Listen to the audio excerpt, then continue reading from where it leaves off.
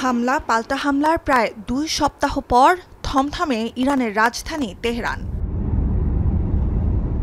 সোমবারও রাতভর ইরানের ক্ষেপণাস্ত্র হামলা ও তা প্রতিরোধ আর যুদ্ধের সতর্কতামূলক সাইরেনের মুহুর্মুহু শব্দ ছিল ইসরায়েলে। তবে মঙ্গলবার ভোর সবশেষ ক্ষেপণাস্ত্রটি ছোঁড়ার পর থেকে নীরব তেহরান, জানিয়েছে বার্তা সংস্থা রয়টার্স।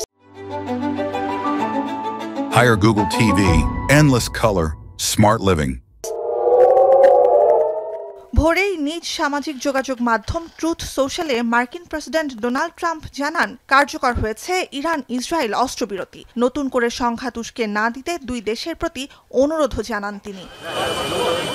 ইরান আনুষ্ঠানিক কোনো ঘোষণা না দিলেও ট্রাম্প প্রশাসনের মধ্যস্থতায় অস্ত্রবিরতির খসড়ায় সম্মতি দেওয়ার কথা জানান ইসরায়েলি প্রধানমন্ত্রী বেনিয়ামিন নেতানিয়াহু। ভোর থেকেই অস্ত্রবিরতি কার্যকর হলেও উচ্চ সতর্ক থাকার কথা জানিয়েছে ইসরায়েলি সেনাবাহিনী।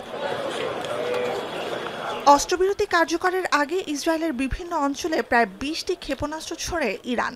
ইসরায়েলের প্রতিরক্ষামন্ত্রী ইসরায়েল কার্ডসের দাবি, এর মধ্যেই অস্ত্রবিরতি লঙ্ঘনও করেছে ইরান। ইসরায়েলের আকাশে ইরান থেকে ছোড়া ক্ষেপণাস্ত্র শনাক্ত হয়েছে বলে তেল আবিব দাবি করলেও অভিযোগ প্রত্যাখ্যান করেছে তেহরান। অস্ত্রবিরতি লঙ্ঘন করলে উপযুক্ত জবাব দেওয়ার হুঁশিয়ারি ইসরায়েলি প্রতিরক্ষামন্ত্রীর।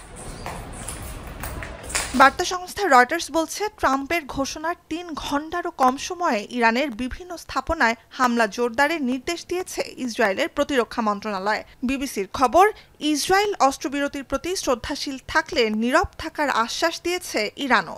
সংঘাতের ১২ দিনে সোমবার অন্যতম রক্তক্ষয়ী রাত পার করে ইরান।